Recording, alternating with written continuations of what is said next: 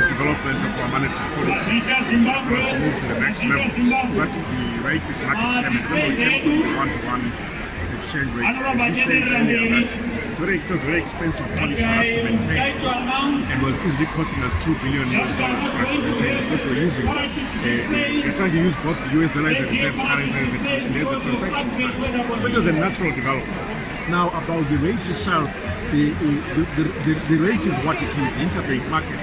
It's determined by supply and demand. But business have lost about a third due to your rates that you announced. If I was saving $3 billion in my account, like example, Econet and Old Mutuals, these guys have got billions.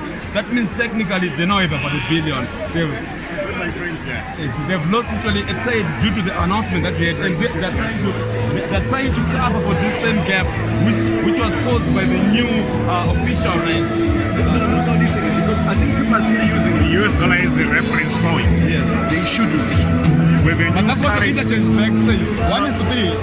No, he's saying that if you have US dollars and you want to change them into Zim dollars, yes. Which really is a RTGS dollar in this case. But I've always had $3 billion in my account. What was that? Was that US dollar or it was RTGS before your announcement? No, hold on. Can I finish? Yeah, so the exchange rate is exactly what it is. It allows you to exchange one currency for another. It doesn't mean that you maintain the same value in the previous currency. Absolutely. It doesn't mean that. It means that if you had $1 billion in your Nostro account, you now have $3 billion in terms of RTGS dollars. That's what the exchange rate means. What if I had $3 billion in my RTGS account? If it was already, what is it now? No, if it was already in your RTGS account as of 1st of October, you agree? Yeah. Before the policy, it is RTGS dollars 3 billion as they put it.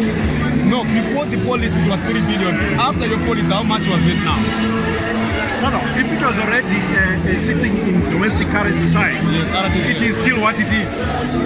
What is that? That's the question. Because it used to be 3 billion, but right now, what is it if I need to trade? If I need to trade, I owe exporters, I owe players.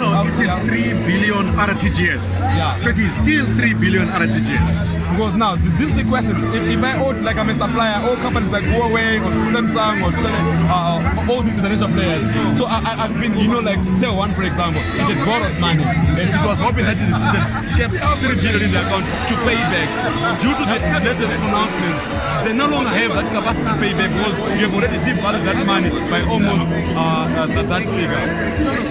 What can we talk about company to company? Yeah. It works like this. We are saying that the exporters are now getting 3 times more, at least.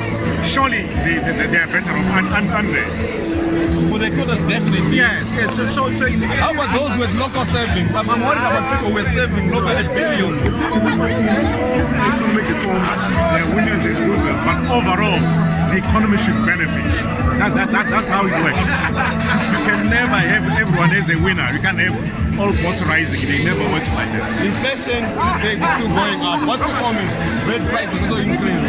What's your comment towards inflation has been up for a while. We've told citizens that inflation will stay high until about October. Then it will drop. It's also a technical factor. What are the marking points for October? What are you going to be using to gauge for October? That's what I want to finish here. Okay. So what happens is like this.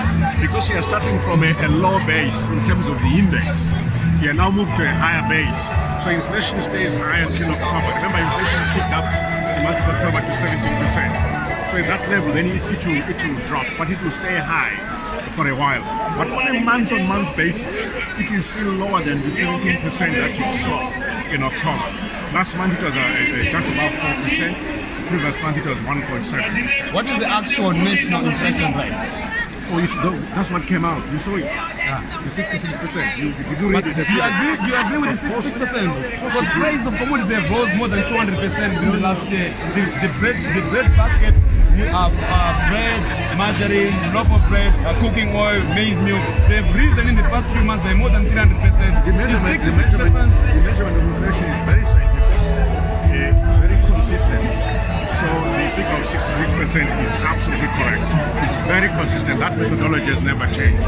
if you may educate our readers, how do you calculate this national inflation rate? No, it's a basket. Yeah, it's a red basket, yeah. It's a typical basket of goods. Includes rice meal, bread, cooking oil. And what you do, more than 300%. hold on. What you do, you use a weighted average. There's a weighted average without how much bread you consume relative to sata, relative to cooking oil, relative to sugar. So we weigh that, and it really what inflation does is to capture the average price increase across a typical basket, given your weightings in terms of consumption. So there's a typical basket. Talk to Zimstats. They're very clear about methodology on that. What do you think about Profeng? Profeng has said Zimbabwean inflation is more than 300%. What are your perceptions or comments towards what they're saying? I was with Professor Hank 2 days ago at Cato Institute. We had wonderful exchanges. And first of all, I welcome his comments that sanctions are not helpful. They are hurting the poor, and really those should be reviewed. But also, I welcome the fact that he listened to me when I said that we must be careful about using the old which implied inflation rate. Why?